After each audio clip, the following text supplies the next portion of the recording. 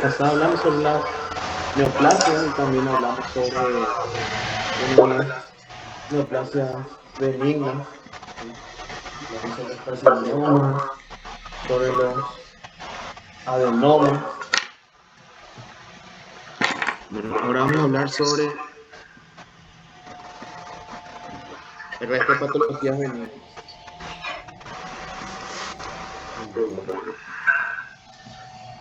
Como saben, la glándula tiroides es una glándula endocrina que se encarga prácticamente del metabolismo de todo el cuerpo, ¿sí? De funciones cardíacas, funciones musculares, funciones nerviosas, funciones endocrinas, ¿sí?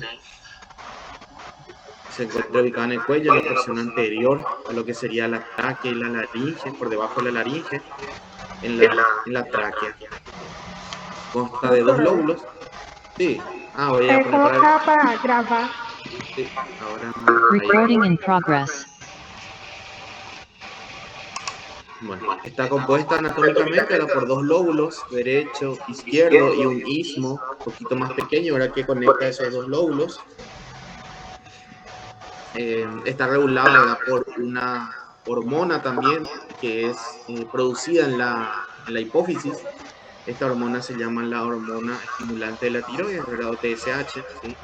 Las hormonas que se producen en la tiroides son la T3, T4 o triiotironina y la T4.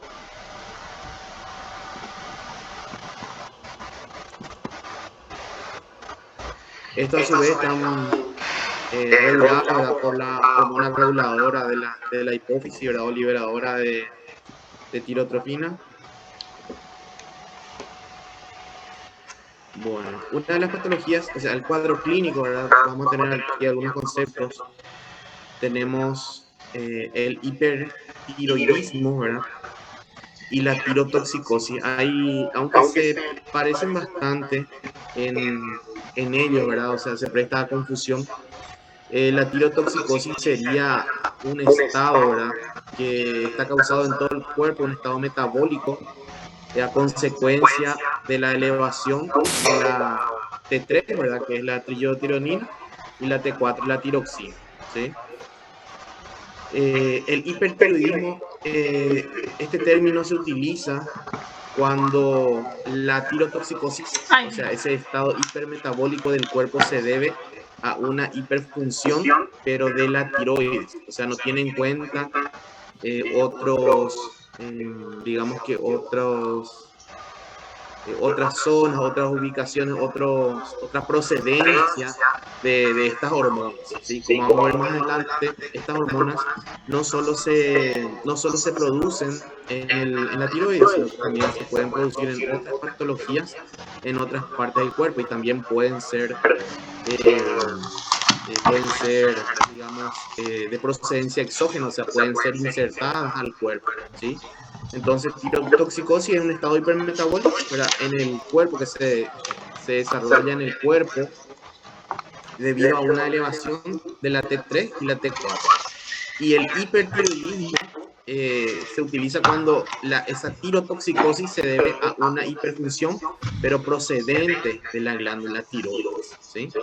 Este hipertiroidismo puede ser primario, ¿verdad? Cuando se debe a anomalías intrínsecas de la tiroides, y secundarios cuando son debidas a procesos, ¿verdad? Que son externos a la tiroides, ¿sí? Entonces, hipertiroidismo primario, hipertiroidismo secundario.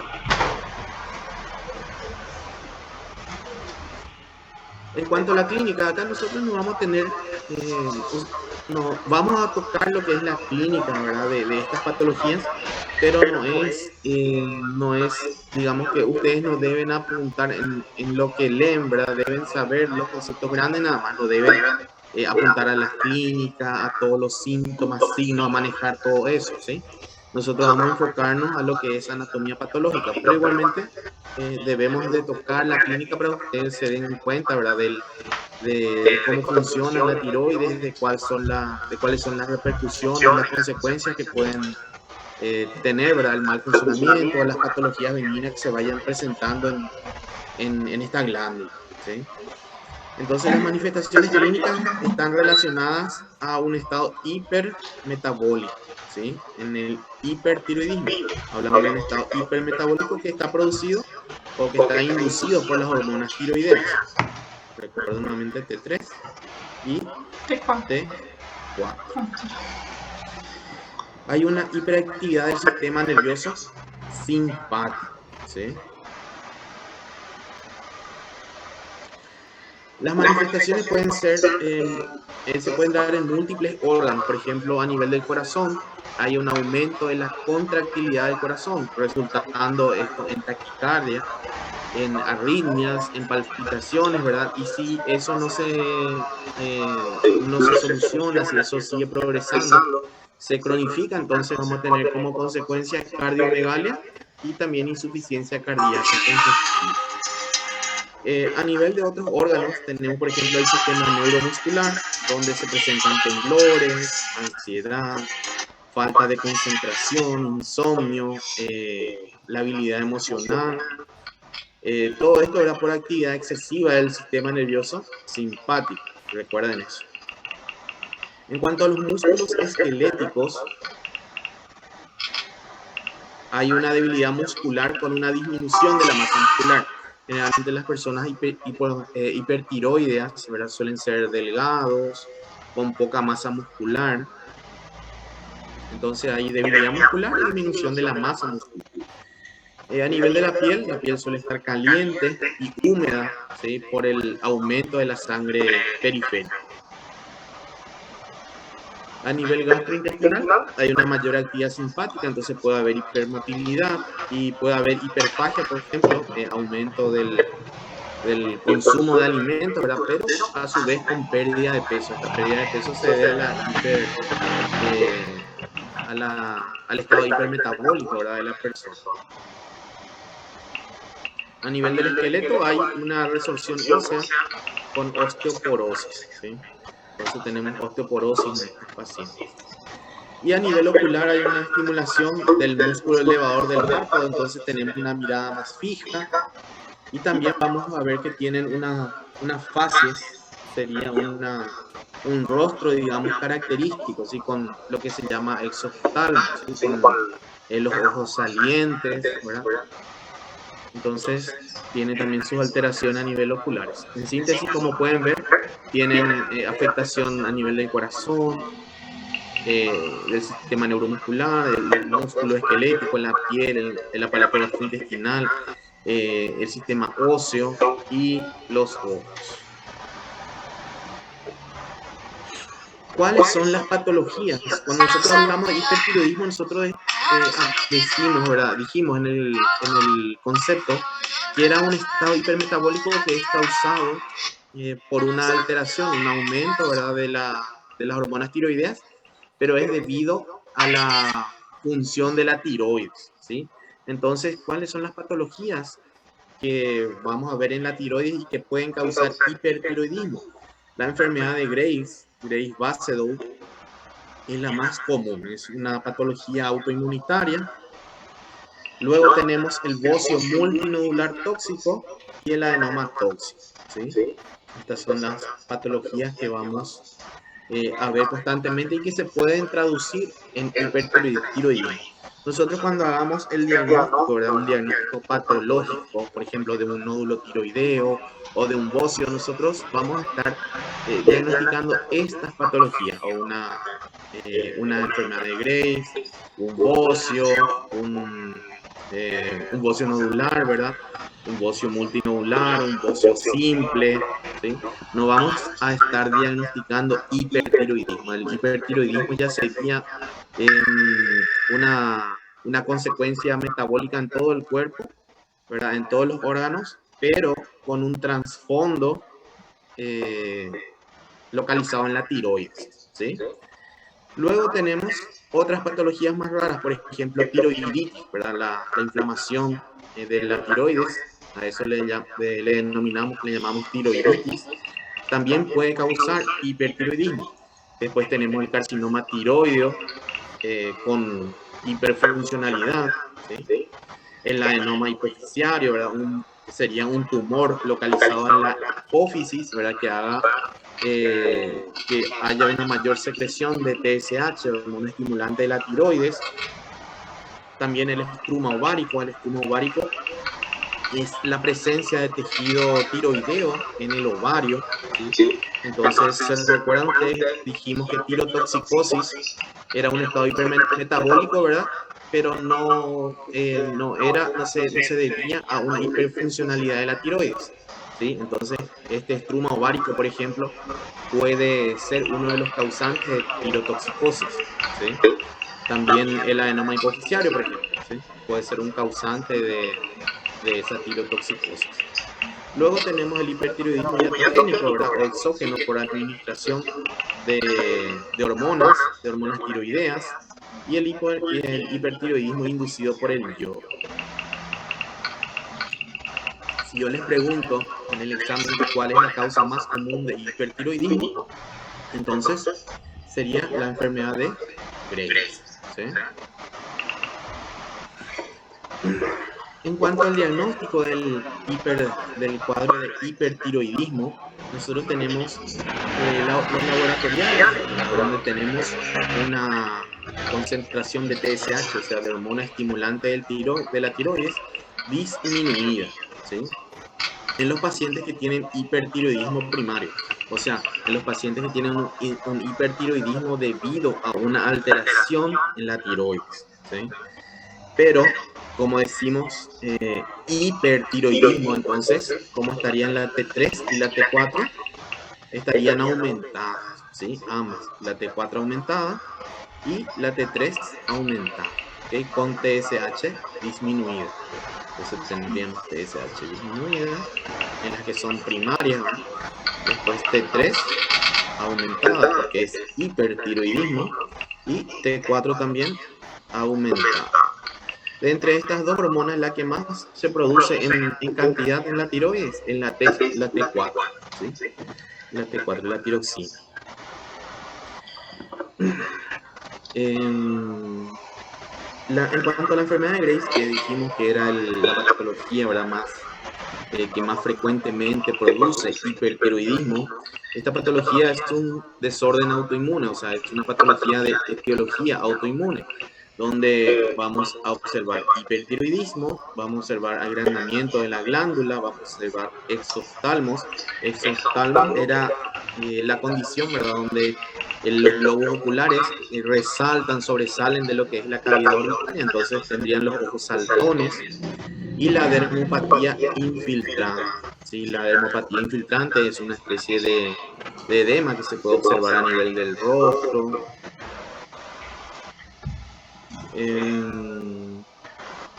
Las causas más frecuentes de hipertiroidismo endógeno, de entre ellas, ¿verdad? Tenemos los mecanismos inmunes, la herencia, el sexo, ¿verdad? Es más frecuente en las mujeres, y probablemente también factores emocionales, ¿sí? Es más frecuente en mujeres de 20 a 40 años, o sea que en mujeres jóvenes, ¿sí? En edad fértil. Lo que ocurre en la enfermedad de Graves, dijimos ya que tenía un mecanismo autoinmune, ¿verdad? Es que se producen anticuerpos IgG contra el receptor de la hormona estimulante de tiroides, ¿sí? Entonces, contra el receptor que recibe la TSH que es producida en la hipófisis. ¿Sí? Esto entonces digamos que produce una serie de cambios donde la resultante es un aumento de la secreción de la hormona, ¿sí? Entonces hay mayor producción de hormonas. Hay inhibición de las supresoras, ¿verdad? Hay periodos, por ejemplo, de imbalance hormonal en las mujeres. Eso hace que en el sexo femenino sea más común la enfermedad de Graves. En cuanto a la oftalmopatía, ¿verdad? O sea, las alteraciones que se presentan a nivel de los ojos, tenemos que los linfocitos T, que son sensibilizados por estos anticuerpos, secretan citoquina, ¿verdad? Eso activan fibroblastos orbitarios, entonces empiezan a proliferar y producen colágeno y glucosaminoglucano. La consecuencia sería un aumento de lo que es la matriz extracelular de los tejidos.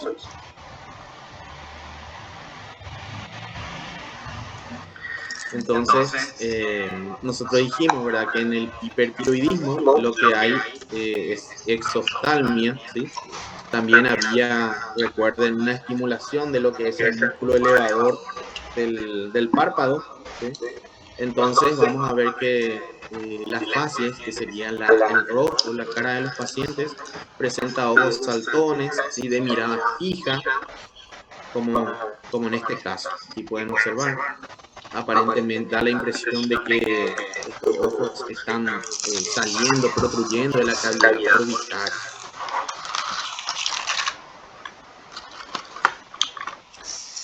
Estos son los órganos, los tejidos, ¿verdad?, que frecuentemente están siendo afectados por el hipertiroidismo, ¿sí?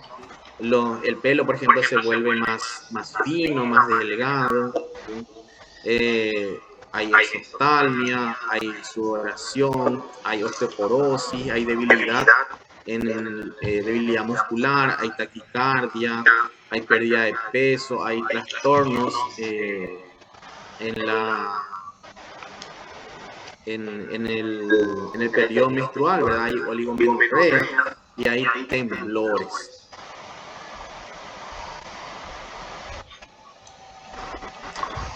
Otros órganos que pueden estar afectados por la enfermedad de Graves, puede ocurrir, por ejemplo, una hiperplasia linfoide generalizada, puede haber hipertrofia de alteraciones químicas en el corazón.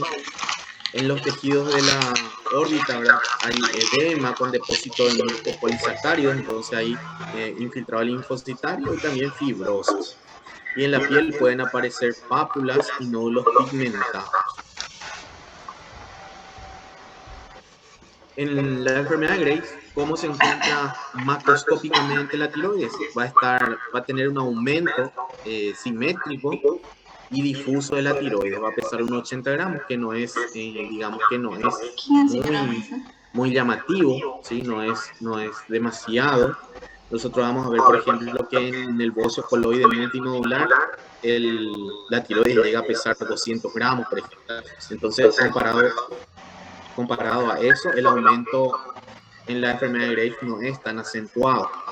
El aspecto es homogéneo, es similar al músculo, de un color rojo claro y tiene una cápsula intacta, ¿sí? Entonces es un aumento simétrico de toda la glándula.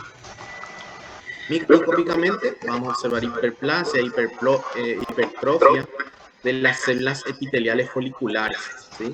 Y va a haber un aumento del tejido linfoide estromal, ¿sí? Y hay coloide claro con bordes festoneados. Pueden haber formación de papilas sin centros fibrovasculares. Entonces se pueden formar papilas con un aspecto que no es similar al carcinoma papilar. En el carcinoma papilar, por ejemplo, nosotros teníamos formación de papilas, ¿verdad?, con ejes fibrovasculares, pero en este caso se forman pequeñas papilas en el epitelio de los folículos linfoides, pero no tienen ejes fibrovasculares. Como ven aquí, la tonalidad de la tiroides ya es de un color rojo, rosado, de aspecto del músculo, ¿sí? Y el agrandamiento es difuso, es simétrico, no es que vemos el agrandamiento de un lóbulo, ¿verdad?, mucho más acentuado que el otro lóbulo, sino que es todo simétrico. Microscópicamente, entonces dijimos que habían formaciones papilares como estas, ¿sí? Aquí se forman pequeñas papilas, pero no hay ejes fibrovasculares. Después también teníamos infiltrados linfocitarios, ¿sí?, como aquí, pero que no son tan acentuados como, por ejemplo, en otra patología, que es la tiroiditis de Hashimoto, ¿sí? En este caso se pueden ver esos folículos linfoides. Después también tenemos la hiperplasia y la hipertrofia, ¿verdad? Hiperplasia de los folículos tiroideos, ¿sí? Aquí ven que se encuentran agrandados, se forman estas estructuras papilares, pero sin eje fibrovascular, y también las células aumentan de tamaño, ¿verdad? Eso sería hipertrofia, pero ese aumento es, digamos que es un aumento difuso O sea que todas las células aumentan por igual de tamaño, ¿sí? No es que algunas aumentan, otras no aumentan. Entonces es un aumento parejo del tamaño. Aquí hay otra imagen. Entonces vemos aquí como hay formación de papilas, ¿sí? Y se forman pequeñas papilitas. Las células pueden ser cilíndricas, cuboideas, ¿sí? Como les dije, pueden aumentar difusamente y en forma pareja de tamaño. No hay ejes fibrovasculares. Pueden haber infiltrado linfocitario, folículos linfoides. ¿Cómo estaría laboratorialmente las hormonas tiroideas? En la enfermedad de Graves dijimos que la T3 y T4 estarían aumentadas, ¿sí? Y a eso le sumaríamos una disminución de la TSH. Y hay mayor captación de yodo radioactivo en forma difusa, ¿sí? Por eso el agrandamiento es difuso, porque en toda la glándula se capta el yodo radioactivo. El tratamiento, ¿verdad? Según la sintomatología, por ejemplo, si el paciente presenta taquicardia, palpitaciones, temblores, se le administra bloqueadores beta-adrenérgicos. Esto no hace falta que sepan, es para que tengan una idea. Si hay una disminución de síntesis de T3, T4, ¿verdad? Entonces se le administra tionamida, ¿verdad? O propiltiogracilo. Se puede hacer ablación con yodo radioactivo. ¿Sí? También se puede recurrir a la cirugía como un tratamiento, digamos, en última instancia. El otro grupo de patologías que podría causar un hipertiroidismo, o sea, un cuadro de hipertiroidismo, es el bocio. El bocio puede ser difuso, puede ser multinodular, o puede ser un bocio simple, donde veamos un solo nódulo hiperfuncional. ¿Se acuerdan que nosotros habíamos hablado en la clase pasada cuando tocamos las neoplasias, que en los adenomas, estos adenomas podían ser hiperfuncionantes, ¿sí? Entonces, en estos casos, por ejemplo, en el bocio, ¿verdad? Estos nódulos pueden ser múltiples, pueden ser únicos y pueden ser hiperfuncionales. Entonces, ¿qué es el bocio? Es un aumento del tamaño de la tiroides en forma difusa, ¿sí? Entonces, toda la glándula tiroides aumenta simétricamente o puede ser nodular, o sea que nosotros tendríamos un aumento nada más de la glándula tiroides que se manifestarían por nódulos, o sea, se estarían formando nódulos hiperfuncionales, ¿sí? Entonces, en esos nódulos van a estar reflejadas las alteraciones en la síntesis de hormonas tiroideas, ¿sí? Esto se da, por ejemplo, en cuadros donde hay dietas pobres en yodo y otras influencias, por ejemplo, de consumo de sustancias que son bociógenas, o sea, que son sustancias o alimentos que favorecen la formación de bocio.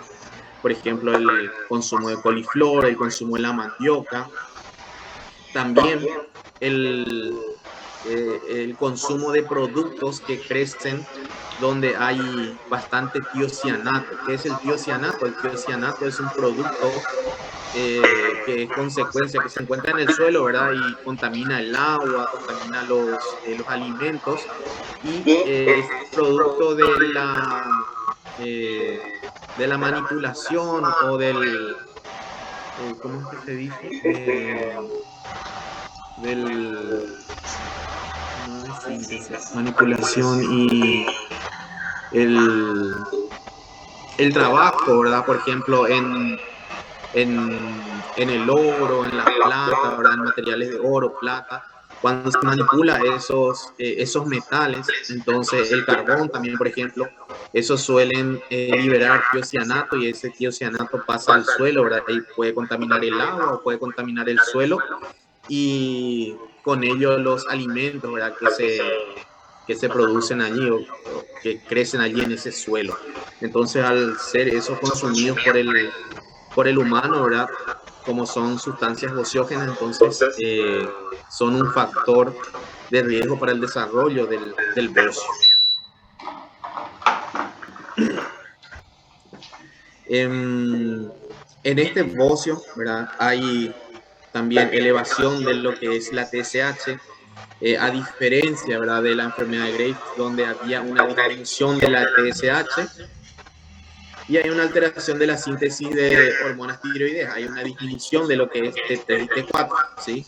Entonces, esa disminución de T3 y T4 hace que el cuerpo, digamos, le ordene a la hipófisis, ¿verdad?, a producir, a segregar, a enviar más hormona estimulante de la tiroides a la tiroides, ¿sí? Sin embargo, el problema no está ahí, el problema está en la deficiencia de yodo. Entonces, la tiroides, recibiendo la orden, ¿verdad?, de la TSH de aumentar su esfuerzo, su trabajo, debido a una disminución de la T3 y T4, lo que hace es hiperplasearse, se empieza a formar, empiezan a aparecer allí los nódulos hiperfuncionantes o empieza a aumentar de tamaño, ¿sí?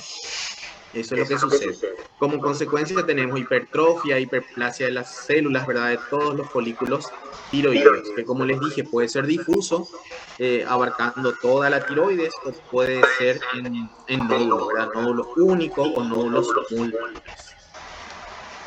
Entonces, en esto tenemos totalmente lo contrario, en el bocio tenemos totalmente lo contrario a la enfermedad de Graves. En la enfermedad de Graves teníamos aumento de T3, T4, disminución de TSH, y en el bocio tenemos elevación de la TSH y disminución de la T3 y T4.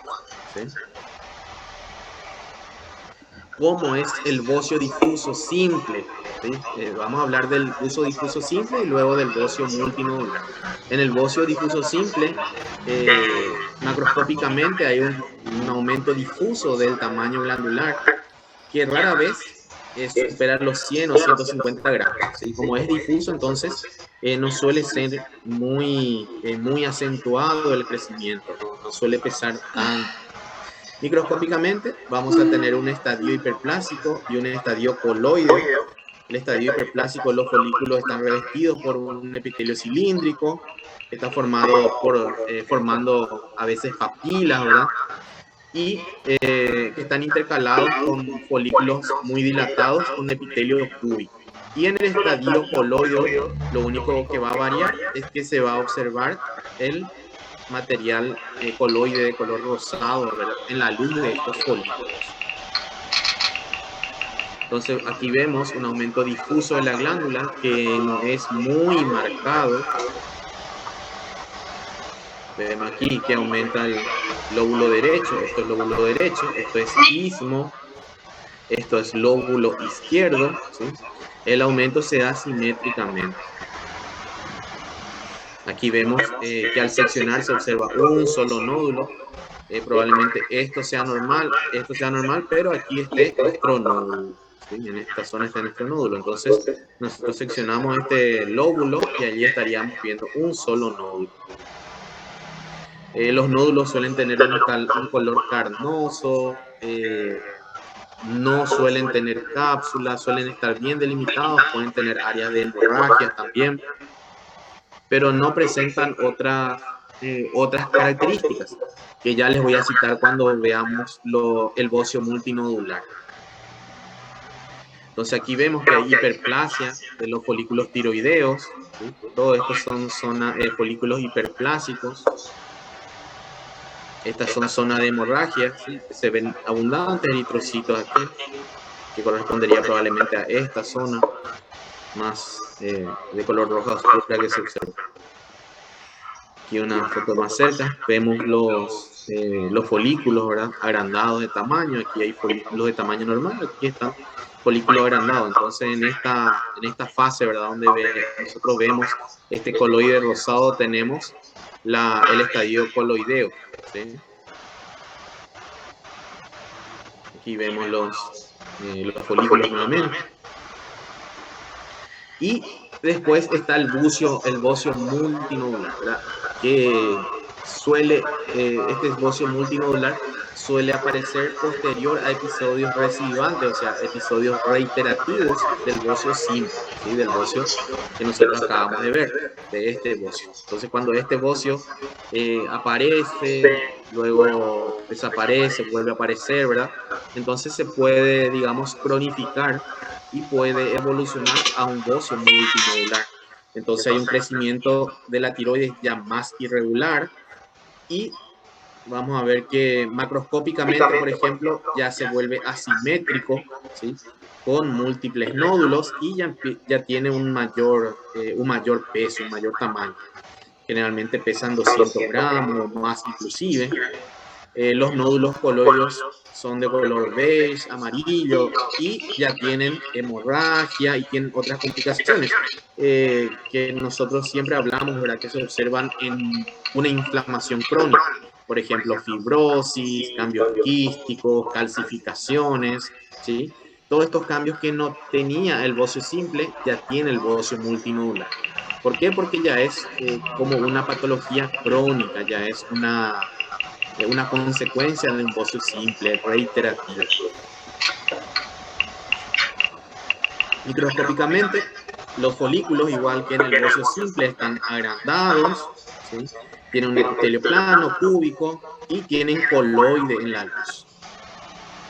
Hay áreas de hipertrofia y hiperplasia epitelial, así como en el bocio simple también, pero hay zonas de alteraciones degenerativas, ¿verdad? Que nosotros describimos. Por ejemplo, la fibrosis, los quistes, las calcificaciones, ¿sí?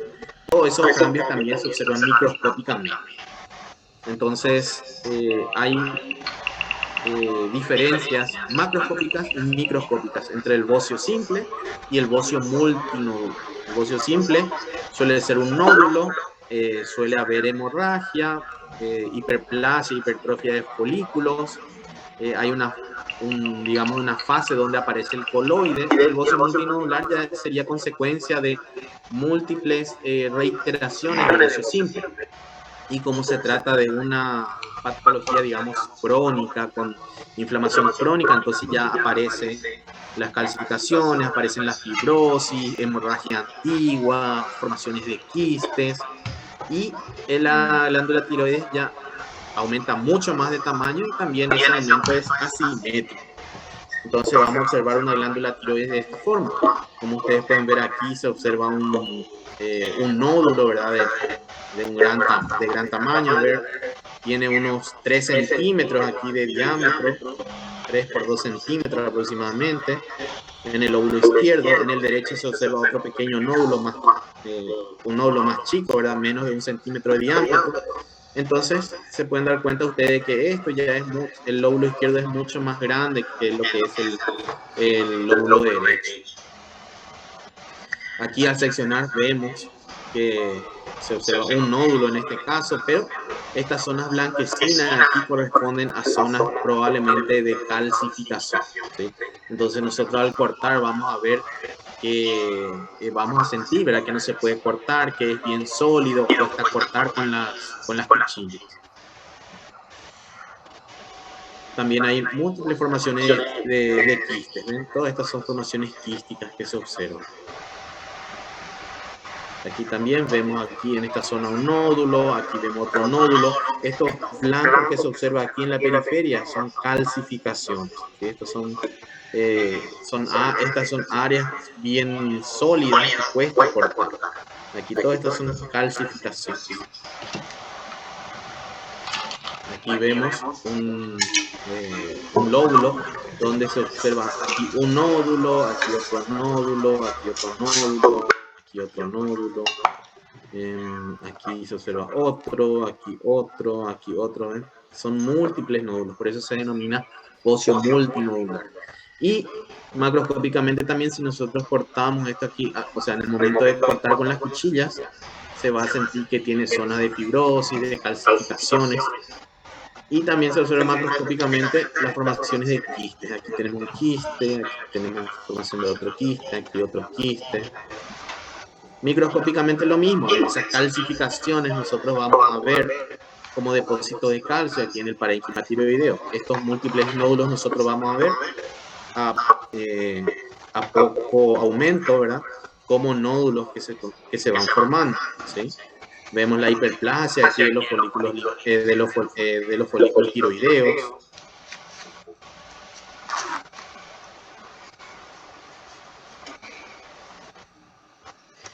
Ahora, en los otros cuadros clínicos que también se puede presentar debido al funcionamiento, ahumado al funcionamiento de la tiroides, ¿verdad?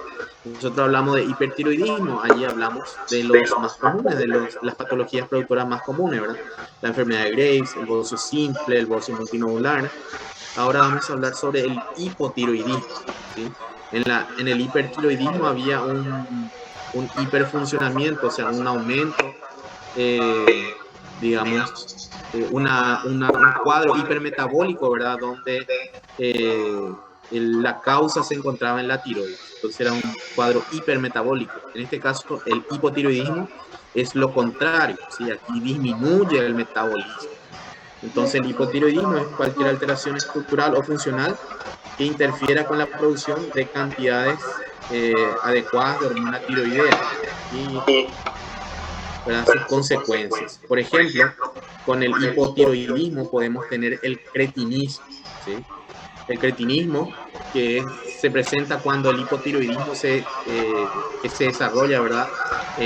Se desarrolla en la lactancia o en la primera infancia, entonces en los niños pequeños, recién nacidos, pequeños, que pueden ser producidos por un déficit tiroideo materno antes que se desarrolle la tiroides fetal, ¿sí?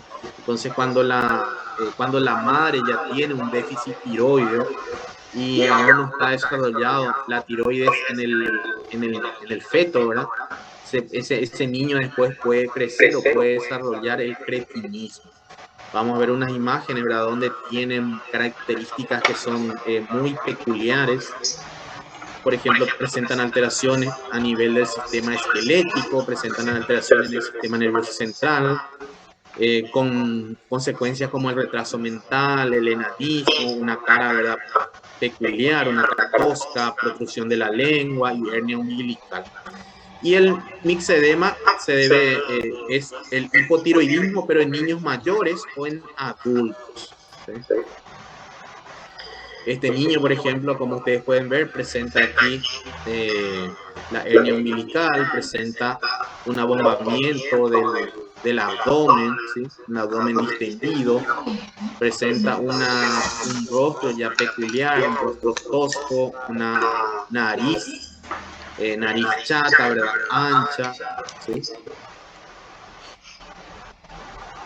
Aquí vemos, presentan hipotonía, eso quiere decir que los músculos del cuerpo no tienen suficiente tono, están como blandos, y las fases mixedematosas, por ejemplo, el aumento, ¿verdad?, de lo que es la lengua, la macroglosia, ¿sí? Glosia viene de lengua y macro de aumento, ¿sí? Entonces el aumento del tamaño de la lengua, hablamos de hernia umbilical, abdomen distendido también, ¿sí? En este caso, este bebé tiene 3 meses de edad. Y después dijimos que el mixedema era muy similar al cretinismo, pero se presentaba ya en niños mayores o en personas adultas, ¿sí? Entonces, el mixedema es una alteración de los tejidos donde se caracteriza ese tejido por acumular líquido, entonces hay edema. Y ese edema, ¿verdad?, se produce por infiltración de la sustancia, ¿verdad?, mucosa en la piel y también a veces en los órganos internos. Entonces se puede tener, por ejemplo, derrames pericárdicos, derrames pleurales. Y esto afecta a quienes tienen la función tiroidea prácticamente nulas. Entonces, a las personas que prácticamente no producen hormonas tiroideas. Entonces, vemos aquí cómo hay edema en los labios, ¿sí? También aquí tienen una fase muy característica, tienen edema aquí en la parte inferior, digamos, de la cara, en el cuello, tienen macroglosia, tienen un engrosamiento de lo que es el tejido celular subcutáneo en la piel. También tienen una piel seca, una piel con ojeras, ¿sí? Con bolsas aquí en los párpados. Tienen como una fase, una cara, un rostro cansado, ¿sí? Un rostro fatigado. Entonces, cretinismo en niños recién nacidos y mixedema en adultos o niños mayores. ¿Sí? La piel también generalmente es seca y tienen somnolencia, o sea, tienen sueño o una fase, una cara de que tienen sueño, de que están cansados, ¿sí? Con todo el edema. Edema a nivel de la piel, edema a nivel del tejido celular subcutáneo, edema aquí en los pómulos, ¿verdad? Por debajo de los ojos, también el edema en el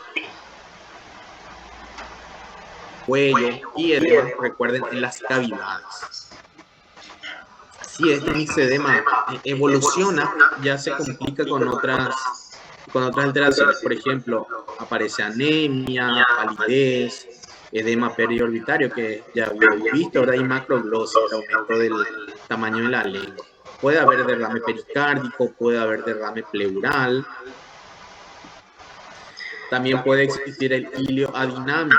Entonces, cuando no hay movimiento en el ilio, ¿sí? No hay tránsito intestinal a nivel del ilio, entonces hay una parálisis intestinal. Eso puede traducirse en megacolon o en un cuadro de obstrucción intestinal.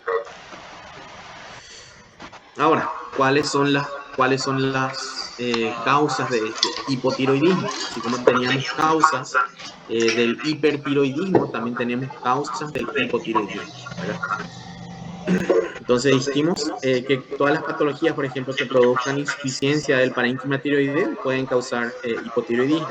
Por ejemplo, alteraciones en el desarrollo de la tiroides, antecedentes de radiaciones, la tiroides de cirugías, o por ejemplo la tiroiditis de Hashimoto. La tiroiditis de Hashimoto es una enfermedad donde hay desarrollo, una enfermedad inflamatoria del parénquima tiroideo. Entonces hay el desarrollo de folículos linfoides en el parénquima tiroideo.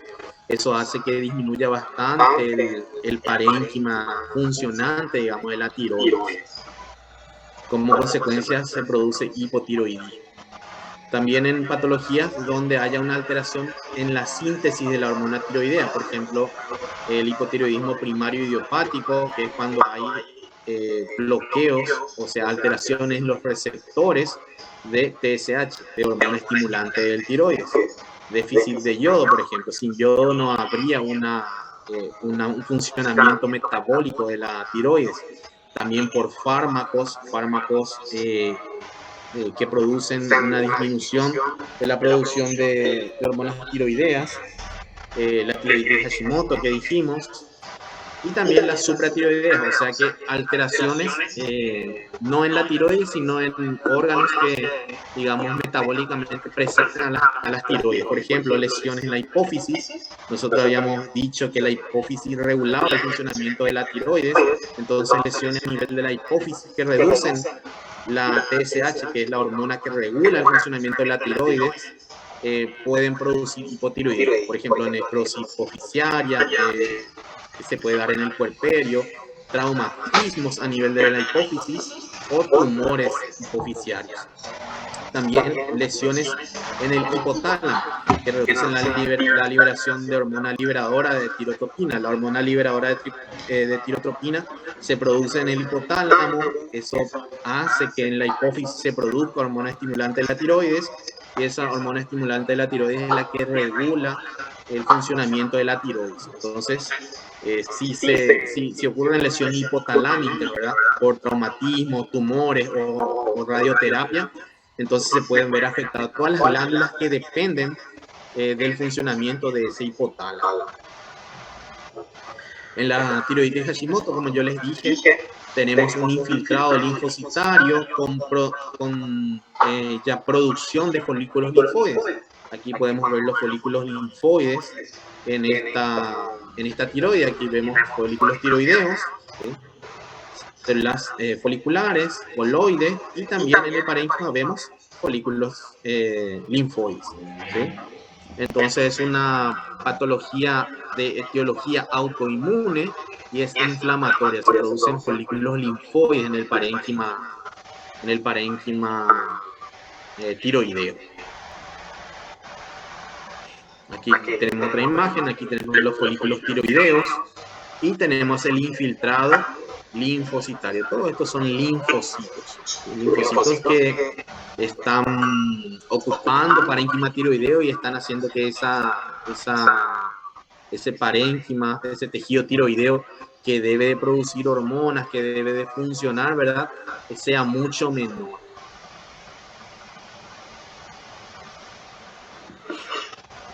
En cuanto a los aspectos clínicos del hipotiroidismo, teníamos una lentificación de todo lo que es actividad física y mental.